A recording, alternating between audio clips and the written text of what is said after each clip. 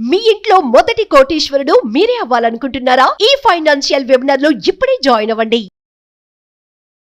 అమ్మ జీవితంలో పెళ్లి ఒక్కసారే జరగాలి అని అంటూ ఉంటారు. ఇప్పుడు అయితే అది ఆ పక్కన పెట్టేస్తే అంటే ఒక్కసారి పెళ్లి చేసుకుంటే పెటాకులు ఎక్కువ అయిపోతూ ఉన్నాయి అన్నమాట. సో ఇంకా ఆల్మోస్ట్ ఎవరైనా నెక్స్ట్ లైఫ్ కావాలి అనుకునే ఈ సెకండ్ మ్యారేజ్ లోకి ఎంటర్ అవుతారు. అయితే చాలా మంది చాలా తక్కువ మందే చాలా జాగ్రత్త పడతారనమాట. ఎక్కువ మంది ఆల్రెడీ ఫస్ట్ మ్యారేజ్ లో వాళ్ళు నరకం అనుభవించుంటారు, మోసపోయి ఉంటారు. మళ్ళీ రెండో మ్యారేజ్ లో కూడా అలా మోసపోయిన వాళ్ళు చాలా మంది ఉన్నారు. నిజంగా ఒక రెండవ వివాహం చేసుకునేటప్పుడు ఎలాంటి క్లారిటీ ఉండాలి? అది ఆడ కానీ మగ కానీ. సో సెకండ్ మ్యారేజ్ అంటే మీరు అన్నట్టుగానే రెండవ వివాహము. దాంట్లో ప్రధానంగా ఎవరంటే క్లారిటీగా ఉండాల్సింది స్త్రీ పురుషులు ఇద్దరు క్లారిటీతో ఉండాలి. అంటే ఫస్ట్ మ్యారేజ్కి అయితే పెద్దలు వాళ్ళు ఉంటారు, వాళ్ళు అన్ని సంబంధాలన్నీ మాట్లాడుకుంటారు, అటువైపు ఇటువైపు ఫ్యామిలీ మంచిదాని. సో వీళ్ళు ఆల్రెడీ అన్ని చూసిన వాళ్ళే. సో ఇప్పుడు ఏమిటంటే ఏదో కారణాల వల్ల అంటే భార్య కానీ భర్త కానీ ఆరోగ్య కారణాలతో చనిపోయినా, లేకపోతే ఇద్దరికి మనస్పర్ధలు వచ్చి విడిపోయినా, లేకపోతే అతనికి ఆమెకు సరిపోక ఇంకా నేను అతనితో ఉండనని నిర్ణయం తీసుకున్నా, లేదు అతనికి ఏదైనా ఆరోగ్య కారణాల వల్ల ఇంకా నేను ఉండలేను, నాకు హ్యాపీగా లేదు నా లైఫ్ అనుకున్నా కూడా విడాకులు తీసుకుంటున్నారు. సో కాబట్టి మళ్ళీ సెకండ్ మ్యారేజ్ చేసుకోవాలి అని అనుకున్నప్పుడు ఇవన్నీ కూడా మనసులో పెట్టుకోవాలండి ఫస్ట్ ఆఫ్ ఆల్. సో మళ్ళీ మీరు ఎవరితోనైనా స్థిరపడాలి జీవితంలో మళ్ళీ ప్రయాణం కొనసాగించాలి అనుకున్నప్పుడు ఇది వరకు మీరు ఎందుకు విడాకులు తీసుకున్నారు, ఎటువంటి కారణాల వల్ల మీకు ఈ రోజు మళ్ళీ సెకండ్ మ్యారేజ్ చేసుకోవాల్సిన పరిస్థితి వచ్చింది అనేది కంపల్సరిగా ఆడవాళ్ళు కానీ మగవాళ్ళు కానీ కంపల్సరిగా గుర్తుపెట్టుకోవాలి. సరే ఇద్దరు కలిసి ఒకవేళ ఇద్దరికి పిల్లలు ఉన్నారనుకోండి, అటువైపు ఇటువైపు, సరే ఈ పిల్లల బాధ్యత ఏంటి, ఎవరు చూసుకోవాలి ఆ పిల్లలను? మళ్ళీ రేపు పొద్దున మనకు పెళ్లి అయిన తర్వాత మళ్ళీ మనం పిల్లల కోసం ప్లాన్ చేసుకోవాలా వద్దా?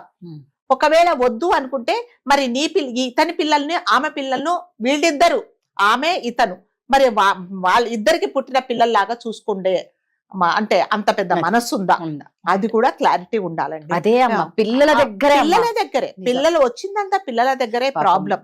సో ఫస్ట్ ఏం చెప్తారంటే, ఇప్పుడు సపోజ్ ఒక అతనికి ఆవిడంటే చాలా ఇష్టం ఉండొచ్చు, సరే ఆమె బ్యాక్గ్రౌండ్ తెలిసి ఎందుకు విడిపోయిందో అవన్నీ తెలుసుకొని కూడా సరే నాకు కూతురు ఉంది అంటే పర్లేదు, నీ కూతురు నా కూతురే అని చెప్పుకొని ఆ తొందరలో పెళ్లి చేసుకున్న తర్వాత మళ్ళీ ఏంటంటే అదంటే పొయ్యి మీద నుంచి పెన్నం మీద నుంచి పొయ్యిలో పడ్డట్టుగా మళ్ళీ ఈ అమ్మాయికి మళ్ళీ ప్రాబ్లమ్స్ మొదలైతాయి.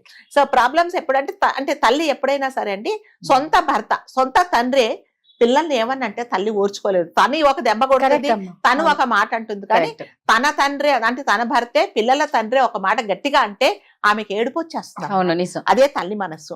సో అలాంటిది అసలు సంబంధం లేని వ్యక్తి, అఫ్ కోర్స్ నువ్వు అతన్ని జీవితంలోకి ఆహ్వానించావు, నీ భర్తే, కానీ ఆ అమ్మాయితో కానీ అబ్బాయితో కానీ ఎటువంటి సంబంధం లేని వ్యక్తి రేపొద్దున చిరాకు పడ్డా, రేపొద్దున ఒక మాట అన్నా మరి నీవు అది తీసుకుంటే ఇది కూడా ఉండాలి. సో అలాంటి క్లారిటీ ఉన్నప్పుడు మాత్రమే మీరు పెళ్లి చేసుకోండి. సో జనరల్ గా చాలా మంది ఏమంటారంటే, ఒక అమ్మాయి ఉందండి, ఒక అబ్బాయి ఉందండి, ఈ అమ్మాయిని చూసుకొని నేను జీవితంతో గడుపుతాను, నాకు ఇక పెళ్లి అవసరం లేదని చాలా మంది వాళ్ళు ఒంటరిగా ఉండిపోయిన వాళ్ళు కూడా ఉన్నారు. లేదు సరే సమాజంలో మీకు తెలుసు ఒంటరిగా అంటే సింగిల్ పేరెంట్ కు మరి ముఖ్యంగా ఆడవాళ్ళకు ఎన్ని ప్రాబ్లమ్స్ వస్తాయో మనకు అందరికీ తెలుసు. సో వాటి గురించి మనం మాట్లాడుకుంటే బోలెడన్ని ఉన్నాయి మనకి.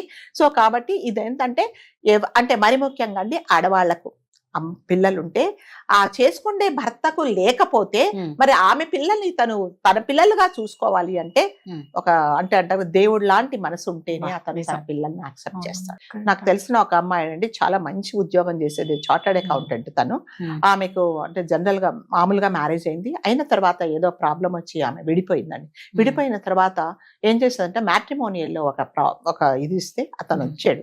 అతను వచ్చి ఏం చెప్పాడంటే, నాకు ఆల్రెడీ వివాహం అయిపోయింది, కాకపోతే ఏదో ప్రాబ్లమ్స్ వచ్చి నేను విడిపోయాను, నాకు ఒక కూతురు, ఆ కూతురు అక్కడే ఉంటుంది, భార్యతోనే ఉంటుంది, నాకేం సంబంధం లేదు, ఈవిడికి ఆల్రెడీ ఒక అమ్మాయి, నేను నీ కూతుర్ని నా కూతురు లాగా చూసుకుంటానని చెప్పారు రాజుగారు.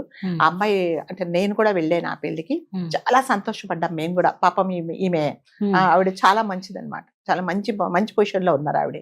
సరే పెళ్లి చేసుకున్న తర్వాత ఆ అమ్మాయికి నరకం అంటే ఏంటో చూపించాడంట అతను. ఆవిడ ఉద్యోగం వెళ్ళంగానే పాపం తండ్రి కదా, అంటే తండ్రి అని తండ్రి, నమ్మకంగా అదే, ఇంట్లో వదిలిపెట్టేస్తే ఇంట్లో అమ్మాయికి అప్పటికి 4 ఏళ్ళు 5 ఏళ్ళు ఇంట్లో లైట్లన్నీ ఆఫ్ చేసేవాడండి. చీకట్లో ఉండు, ఏమవుతుంది నీకు అని ఈ రకంగా భయపెట్టేసేసి ఇంకా నానా విధాలుగా అమ్మాయిని హరాస్ చేసేసాడండి అతను. చేసిన తర్వాత తల్లికి చెప్పితే ఏం చెప్పాడంటే, తల్లికి నువ్వు అమ్మకు చెప్తే, మీ అమ్మకు చెప్తే ఇద్దరిని కలిసి చంపేస్తానని చెప్పాడు. సో ఆ రకంగా అమ్మాయి నరకం అనుభవించి తర్వాత ఏంటంటే కొన్ని రోజుల తర్వాత తెలిసింది, ఆమెకేం తెలుసు తండ్రి బాగా చూసుకుంటున్నాడని.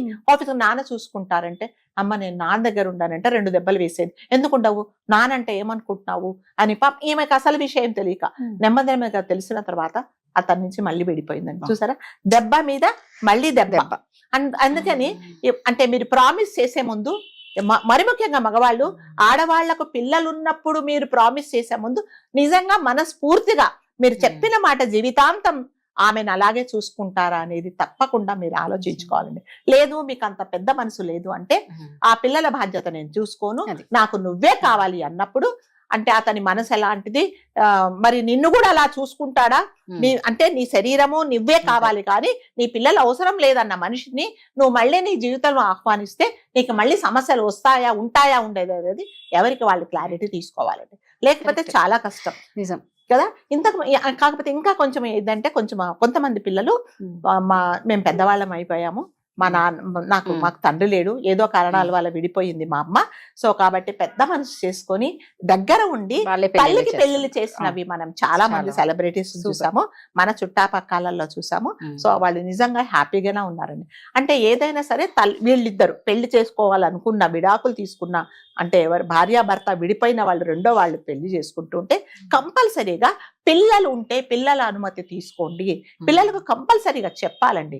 చెప్పకపోతే ఏమవుతుందంటే, వాళ్ళు ఎక్కడ ఉంటారు, నేను పెళ్లి చేసుకుంటానంటే రేపొద్దున వాళ్ళకు తెలిసినప్పుడు వాళ్ళు ఇంకొక వ్యక్తిని, అంటే దాదాపు అంటే వాళ్ళు పుట్టి పెరిగిన తర్వాత ఒక మనిషిని తండ్రిగా ఊహించుకొని ఎవరో ఒక మూడో అతన్ని తీసుకొచ్చి ఇతను నాన్న అని పిలవమంటే పిలవరండి, ఎవరో పిలవరు. సో వాళ్ళని మీరు నిజంగా మెంటల్ గా కూడా మీరు ప్రిపేర్ చేయాలి.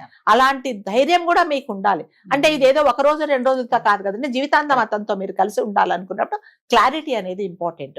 సో ఇది వరకు ఏమిటంటే, అంటే కొన్ని సంవత్సరాల కిందట, ఒక 40 ఏళ్ల కిందట, 50 ఏళ్ల కిందట అమ్మాయికి పెళ్ళైతే భర్త చనిపోతే ఆమెను విధవం చేసి, గుండు కొట్టించేసి, ఒక తెల్ల చీర కట్టేసి, మనుషులలోకి రానియకుండా ఆమె ఎదురు పడితే మనకు అశుభాలు జరుగుతాయని కేవలం ఇంట్లో ఒక పనికి కోసమే ఆమెను పెట్టుకున్నట్టుగా చూసేవాళ్ళండి.